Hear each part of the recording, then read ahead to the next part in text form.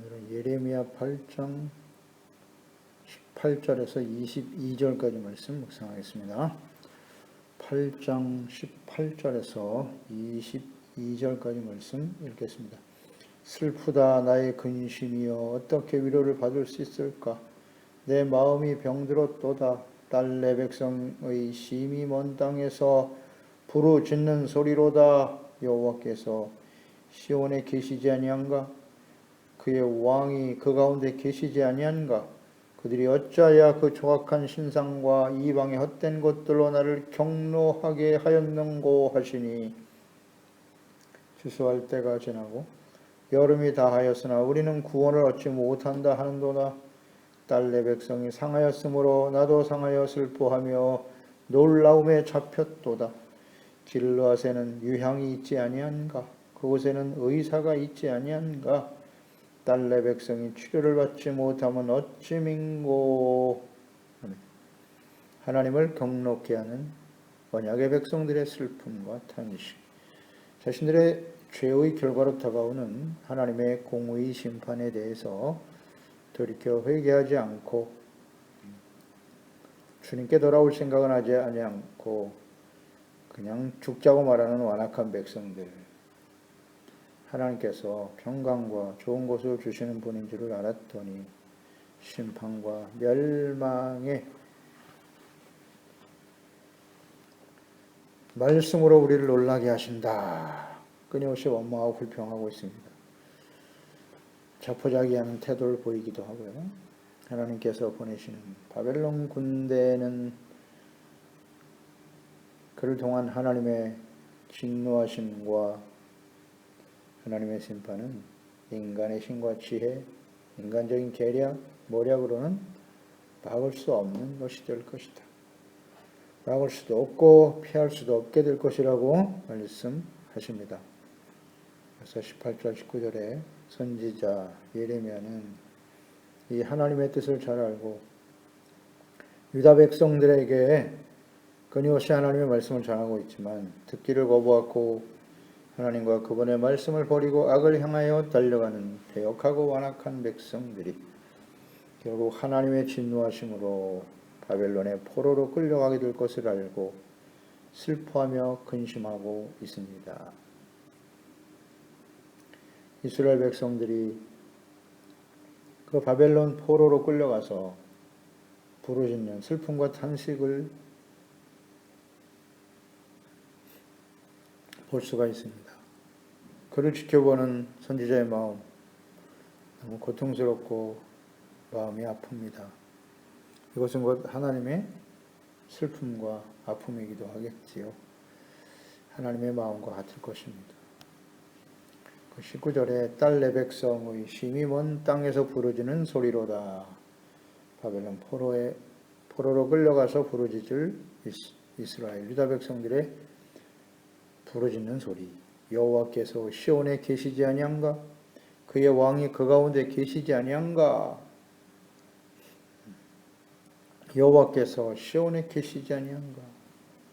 이런 그들의 부르짖음은 하나님이 계시다면 어째서 자신들이 이렇게 이방인들에 의해서 짓밟혀 포로가 되었단 말인가? 고통 중에 탄식하는 소리예요. 그들은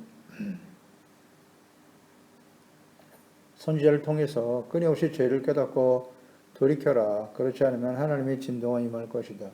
그러니까 바벨론에 의한 침략, 전쟁을 통해서 멸망의 길을 가게 될 것인데 그것은 우연히 발생한 일이 아니라고 미리 말씀하시는 것입니다. 너희들이 바벨론보다 군사력이 약하여 힘이 없어서 멸망당하는 게 아니고 너희들의 죄악에 대한 돌이키지 않음, 하나님께 돌아오지 않는 그 완악함과 죄악에 대한 하나님의 진노하심으로 나타나는 것이다. 이것을 깨우쳐 주시려고 미리 선지자들을 통해서 이 말씀을 하고 계시는 것입니다. 그 당시에 거짓 선지자들은 예루살렘에 성소가 있고 하나님은 우리와 함께 계신다. 우리를 지켜주실 것이다 라고 외쳤습니다. 우리는 반드시 승리할 것이고 평안을 누리게 될 것이라고 많은 거짓 선지자들이 외치고 있었어요. 그런데 바벨론에 의해서 멸망을 당하고 포로로 끌려와 있단 말이죠. 그래서 그들은 지금 자조적인 탄식을 하고 있는 것입니다. 하나님이 우리와 함께 계시지 아니한가? 하나님은 이스라엘의 왕이 아니신가? 우리가 어찌 이방인들에게 짓밟혀 이런 고통과 슬픔에 처하게 된단 말인가? 하고 탄식하고 있는 겁니다.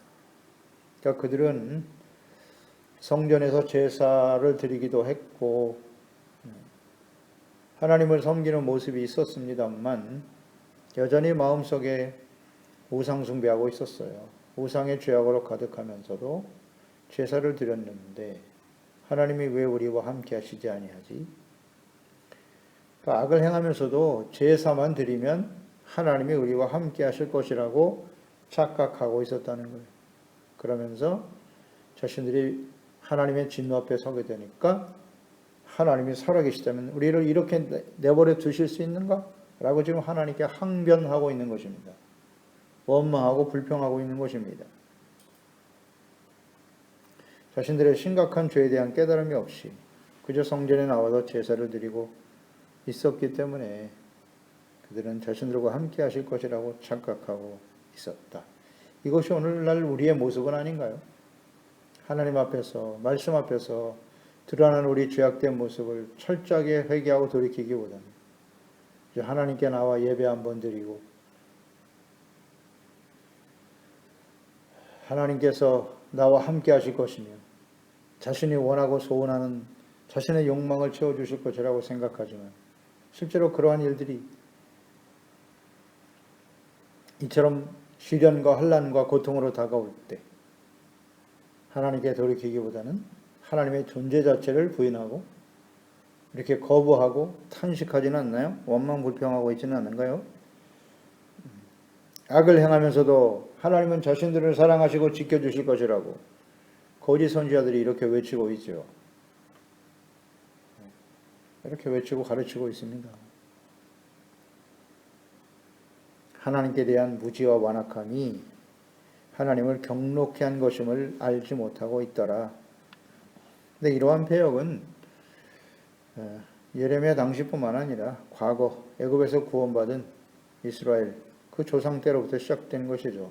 그러니까 하나님의 말씀을 지켜 순종하는 의와 거룩한 언약의 복을 계승해야 할 이스라엘이 거룩한 언약이죠. 패역함으로써 하나님을 경록케 하는 일을 계승하고 답습하고 있다는 것입니다. 신명기 9장 5절로 8절에 내가 가서 그 땅을 차지함은 내 공의로 말미암음도 아니요 내 마음이 정직함으로 말미암음도 아니요 이 민족들이 악함으로 말미암아 내 하나님 여호와께서 그들을 내 앞에서 쫓아내심이라. 여호와께서 이같이 하심은 내 조상 아브라함과 이삭과 야곱에게 하신 맹세를 이루리 하심이니라. 그러므로 내가 알 것은 내 하나님 여호와께서 내게 이 아름다운 땅을 기업으로 주신 것이 내 공의로 말미암음이 아니니라. 너는 목이 곧은 백성이니라. 너는 광야에서 내 하나님 여호와를 경노하게 하던 일을 잊지 말고 기억하라. 내가 애굽 땅에서 나오던 날부터 이곳에 이르기까지 늘 여호와를 거역하였으되 늘 항상 하나님을 거역했대요. 호렙산에서 너희가 여호와를 경노하게 하였으므로 여호와께서 진노하사 너희를 멸하려 하셨느니라. 잊지 말라. 너희들이 공의롭고 의로워서 가나안 땅에 들어가는 거 아니야. 너희들이 광야에서 구원받은 이후에 애굽에서 구원받은 이후에 광야에서 끊임없이 하나님을 경노케 한 일을 기억하고 있지 말아라. 분명히 말씀했죠. 신명기 마지막 모세를 통해서 유언과 같이 남긴 말씀인데요. 이스라엘 백성들에게 있어서는 삶의 기초가 되어야 할 말씀이었던 거죠.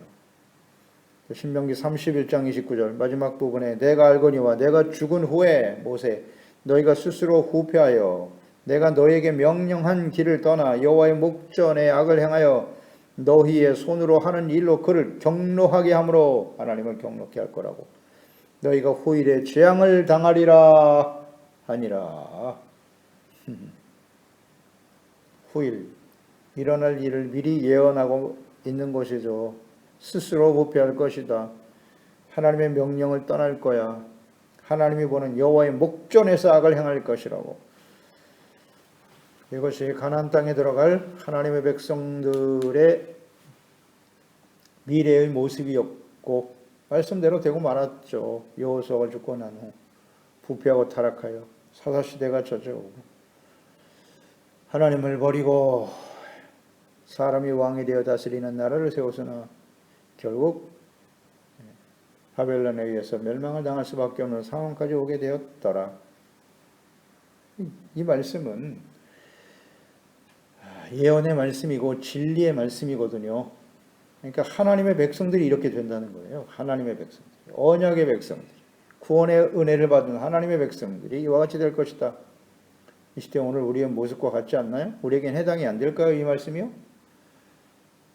하나님을 경록케 하는 하나님의 진노 앞에 서게 되는 일들이 오늘날 이 시대에도 모든 역사 속에 그랬고 성경이 그것을 증거하고 있고 역사가 증거하고 있고 오늘 이 시대에 마찬가지죠.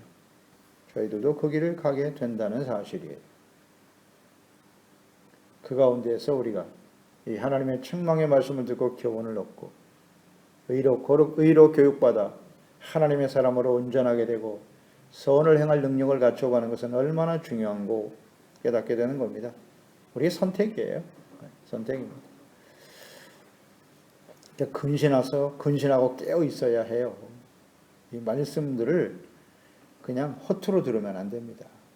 과거의 이스라엘 백성들에게만 있었던 일이지 아니라고 하시잖아요. 지금 예레미야 당시 신명기에 하셨던 말씀이 이스라엘 역사 속에 계속 진행되다가 지금 마지막 유다, 바벨론에서 멸망을 당할 수밖에 없는 하나님의 진노 앞에 설 수밖에 없는 이 상황 속에서도 동일한 말씀을 하고 계시잖아요.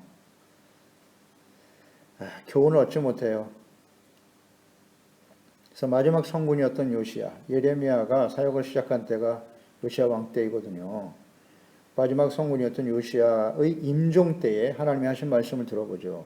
왕하 23장 25절 27절에 요시야와 같이 마음을 다하며 뜻을 다하며 힘을 다하여 모세의 모든 율법을 따라 여호와께로 돌이키는 왕은 요시야 전에도 없었고 후에도 그와 같은 자가 없었더라. 그러나 여호와께서 유다를 향하여 내리신 그 크게 타오르는 진노를 돌이키지 아니하셨으니 이는 므낫세가 여호와를 경노하게 한 그 모든 경노 때문이라. 요시야의 할아버지죠. 여호와께서 이르시되 내가 이스라엘을 물리친 것 같이 유다도 내 앞에서 물리치며 북이스라엘 아수르에 의해서 멸망당했잖아요. 유다도 물리쳐 내가 택한 이 성 예루살렘과 내 이름을 거기에 두리라 한 이 성전을 버리리라 하셨더라. 므낫세 히스기야의 아들이기도 하죠. 얼마나 악을 행하고 우상을 섬겼는지 그때 이미 하나님이 마음을 정하셨다는 것. 하나님의 진노, 경노를 일으켰던 므낫세 요시야가 신실하게 행했으나 결국 그 아들들이 므낫세의 길을 가고 말지요. 이렇게 예레미야를 통해서 끊임없이 하나님의 말씀, 책망과 권면의 말씀을 하고 계시지만 돌이키지 않는다는 거죠. 지금 예레미야 당시에 유다 백성들, 요시야 시대 백성들의 모습 아니겠어요? 예루살렘과 내 이름을 거기에 두리라 한 성전을 버릴 것이라고 하셨고 그대로 됐죠. 그 되어지는 모든 상황 속에서 그들은 하나님의 말씀을 기억했어야죠. 말씀으로 돌아가고 자신들이 얼마나 심각한 죄인들이었는가를 깨닫고 돌이키는 기회로 삼아야 하는데 하나님은 이스라엘의 왕이 아니신가? 하나님은 우리와 함께 하시겠다고 약속하지 않았나? 이러면서 하나님을 원망 불평하며 항변하고 있더라. 20절에 추수할 때가 지나고 여름이 다하였으나 우리는 구원을 얻지 못한다 하는도다. 추수할 때가 지나고 여름이 다하였으나 그러니까 이스라엘의 구원이 되시는 하나님께 돌아와 죄를 자복하고 용서를 구해야 할 하나님의 백성들이 오히려 주변에 힘 있는 나라, 특히 애굽을 의지하면서 자신들을 구원해 줄 것을 기다리고 있었다는 거예요. 바벨론이 공격해 온다는 소식을 듣고 이스라엘 유다 백성들은 하나님께 돌아오기보다는 구원을 호소하기보다는 애굽을 향해 달려갔거든요. 그런데 아무리 기다려도 구원을 받지 못하더라는 거예요. 그들이 더 이상 자신들의 구원자가 될 수 없다. 이런 어리석은 백성들이 있나? 이스라엘의 구원자는 누구십니까? 하나님이시죠. 이 단순한 진리를 모르나? 역사 속에 나타난 구원자, 구원이 되시는 하나님을 모른단 말인가? 모르더라는 거예요. 전능하신 왕이시고 구원이 되시는 하나님께 나아가 기도하고 구하지 못하는 백성들, 그들은 오직 하나님을 모르기 때문에 영이신 하나님, 그러니까 눈에 보이는 것만 믿고 의지하며 사는 거예요. 눈에 보이는 세속적인 힘과 도움만을 구하며 살아가는 어리석은 하나님의 백성들, 그들의 슬픔과 탄식을 보게 되는 겁니다. 이것은 모든 시대의 하나님의 자녀 백성들의 모습이요, 이 시대의 우리 그리스도인들의 모습이기도 하다. 하나님을 정말 나의 왕이요, 나의 구원자이신 하나님 보내신 자 예수 그리스도를 나의 구원자로, 나의 주님으로, 나의 구원자로 믿고 확신하고 살아가고 있나요? 그분께 기도하고 구하고 의지하고 있나요? 그러니까 예레미야 당시에도 그랬고 예수님이 직접 이 땅에 오셨을 때도 마찬가지고 구원자이신 예수님을 버렸습니다. 그렇게 힘없이 십자가에 못 박혀 죽으시는 예수님은 우리의 구원자가 될 수 없다는 거예요. 그리스도일 수 없다는 거예요. 그러니 오늘날 이 시대는 어떻겠습니까? 인간의 지혜와 지식이 그냥 바벨탑을 쌓고 있는 시대 아닙니까? 교만하여 하나님과 대적하고 있잖아요. 인간의 지혜와 지식으로. 하나님이 없이도 우리는 얼마든지 행복하고 낙원을 만들어 살아갈 수 있다고 교만 방지하지 않습니까? 하나님을 완전히 무시합니다. 여기에 영향을 받고 살아가는 하나님의 자녀와 백성들. 과거에도 그랬는데요. 하나님의 백성들이 세속적인 힘과 능력을 의지하면서 왜 그들이 우상을 섬겼습니까? 자신들이 섬기는 하나님보다 우상을 섬기는 그들이 훨씬 더 힘이 강하거든요. 군사력도 강하고 경제적으로도 부유하게 사는 것 같고, 그러니까 그들이 섬기는 우상을 끌어들인 것입니다. 눈에 보이는 세속적인 힘을 믿고 의지하려고 했던 것이죠. 오늘날 이 시대도 마찬가지 아닐까요? 눈에 보이는 권력, 재물, 인간적인 지혜와 지식, 그것이 우리에게 참된 행복을 줄 것 같이 보이지 않습니까? 악인이 훨씬 더 형통하고 잘 되거든요. 그래서 그들을 따라가게 되는 것이에요. 우리의 구원은 하나님께 있다고. 어디에 호소하고 있는 것인가 도대체? 하나님을 알고 경외하는 다윗의 고백과 찬양을 묵상해 보죠. 시편 62편 1절 이하에 나의 영혼이 잠잠히 하나님만 바라며 나의 구원이 그에게서 나오는도다. 놀라운 깨달음과 고백입니다. 오직 그만이 나의 반석이시요 나의 구원이시요 나의 요새이시니 내가 크게 흔들리지 아니하리로다. 구원이 하나님께 있으니 흔들릴 필요가 없어요. 다윗은 사울에 의해서 10수년 동안 끊임없이 공격당했고 죽음의 외길을 수없이 넘겼습니다. 오직 구원은 하나님께 있음을 그 시련과 연단의 과정을 통해서 깨달았다는 거예요. 그래서 구원이 하나님께 있기 때문에 자기는 그런 시련 속에서도 흔들리지 않을 거라고. 나의 영혼아 잠잠히 하나님만 바라라. 물은 나의 소망이 그로부터 나오는도다. 오직 그만이 나의 반석이시요 나의 구원이시요 나의 요새시니 내가 흔들리지 아니하리로다. 나의 구원과 영광이 하나님께 있으며 내 힘의 반석과 피난처도 하나님께 있도다. 아멘. 다윗이 가장 하나님의 마음에 합한 자라고 평가를 받았는데요. 인정을 받았습니다. 왜 그럴까요? 그는 하나님을 너무나 잘 알아요. 오직 구원은 하나님께 있음을 깊이 깨닫고 믿고 의지했던 사람이 다윗이었어요. 이 고백을 보세요. 오직 구원은 하나님께 있고 소망은 하나님께 있다. 그러니까 나는 지금 이런 시련과 어려움을 당해도 결코 흔들리지 않을 것이다. 놀라운 고백이다. 너무나 당연한 거예요. 이 하나님을 알고 하나님이 예수 그리스도가 우리의 구원이 되심을, 지금도 살아계신 하나님이심을 믿고 의지한다면 어떤 시련과 환난이 다가와도 흔들릴 필요가 없습니다. 두려워하지 않습니다. 낙심하지 않습니다. 원망 불평하지 않습니다. 다윗과 같이 감사와 찬양을 하나님께 드릴 수 있는 것입니다. 오직 구원은 하나님께 있도다. 예수 그리스도를 통해서 구원받은 우리들은 어떠해야 할까요? 그리스도인들은 어떻게 살아가야 합니까? 데살로니가전서 5장 9절에 하나님이 우리를 세우심은 노하심에 이르게 하심이 아니요 오직 우리 주 예수 그리스도로 말미암아 구원을 받게 하심이니라.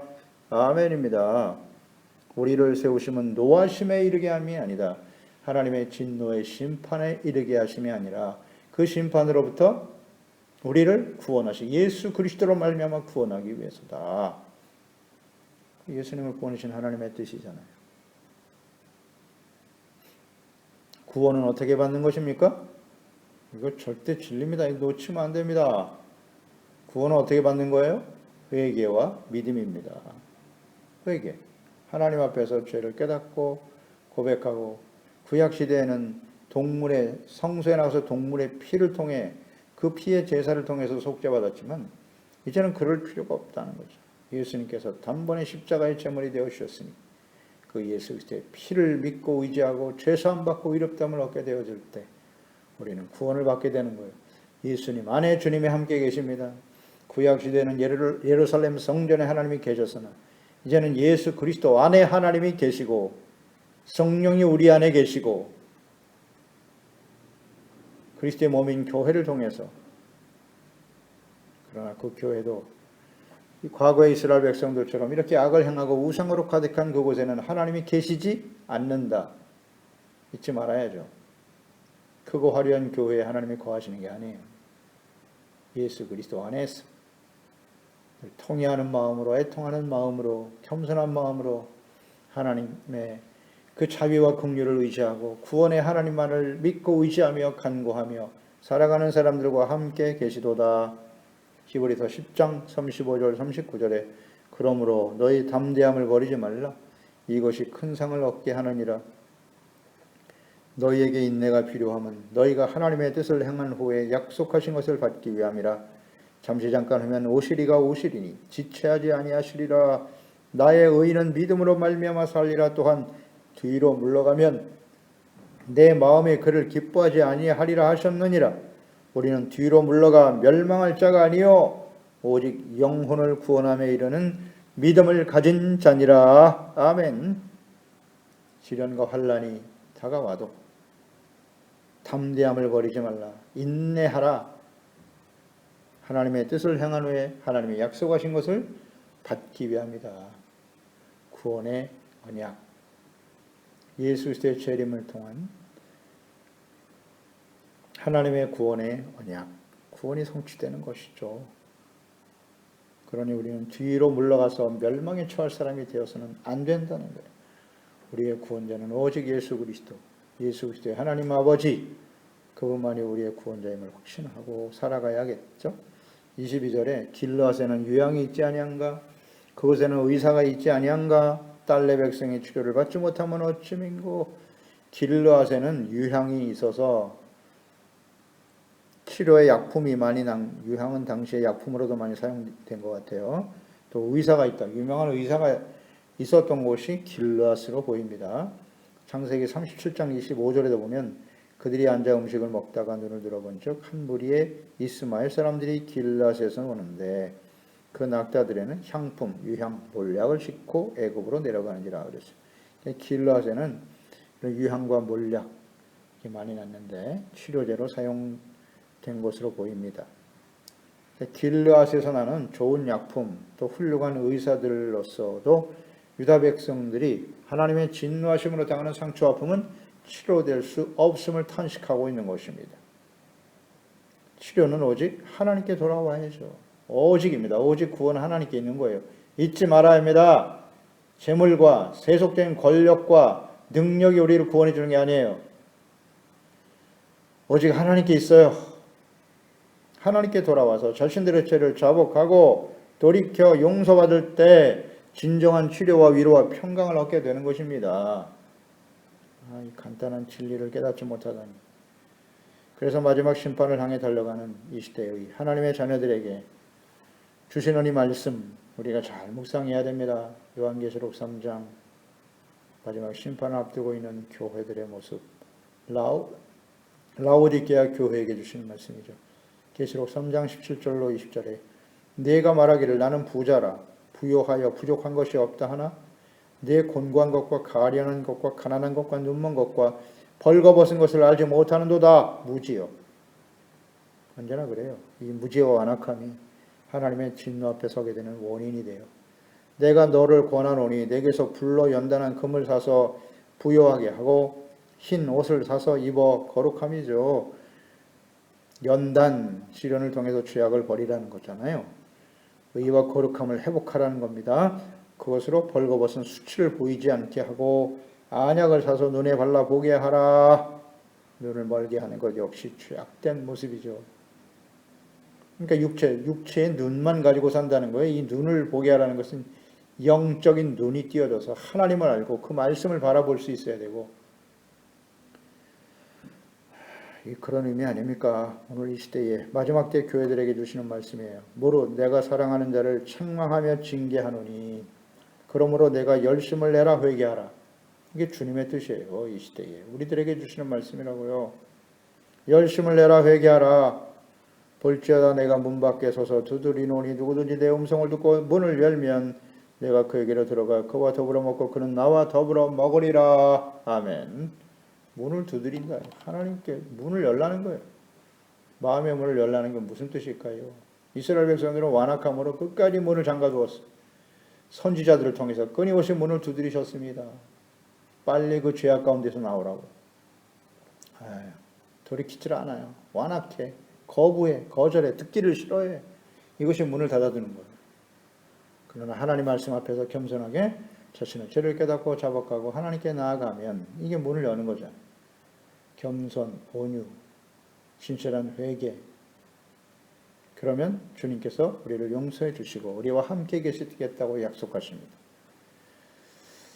이게 마지막 시대에, 그러니까 예레미야 당시에 멸망을 향해 달려가는 백성들을 향한 하나님의 뜻이었고요.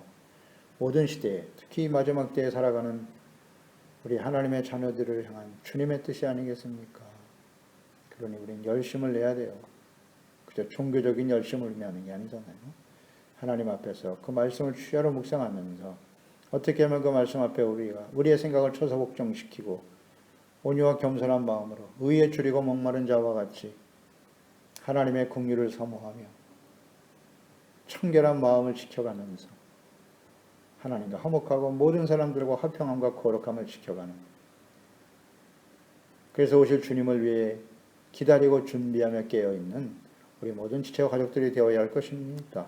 기도하겠습니다. 하나님 아버지 감사드립니다. 오늘도 주의 말씀을 통해서 왜 하나님의 백성들이 하나님의 진노 앞에 서겠다는가, 그들이 당하게 될 고통과 슬픔과 탄식 중에 구원자이신 하나님께 돌아오지 못하고 살아가는 그들의 모습 너무나 안타까워 탄식하는 선지자의 마음이 곧 하나님의 마음이시겠지요. 이것은 과거에 있었던 이스라엘 백성들, 조상들의 모습이었고 또 그 이후에 예수님 당시에 오늘 이 시대를 살아가는 우리들에게도 마찬가지겠지요. 오직 구원은 하나님께 있도다 고백하고 찬양했던 다윗과 같은 이 순수한 믿음, 오직 예수 그리스도만이 우리의 구원이심을 확신하면서 하나님 앞에 의의 거룩함과 진실함을 지켜가는 온유하고 겸손한 마음, 깨어진 마음, 애통하는 마음, 의에 줄이고 목마른 그런 마음을 가지고 늘 겸손한 자세로 두렵고 떨림으로 하나님 말씀에 항상 복종하며 구원을 온전히 이루어가는, 그래서 영광스러운 모습으로 주님을 맞이할 수 있는 우리 모든 지체와 가족들, 자녀들이 되게 하여 주시옵소서. 예수님의 이름으로 기도드리옵나이다. 아멘.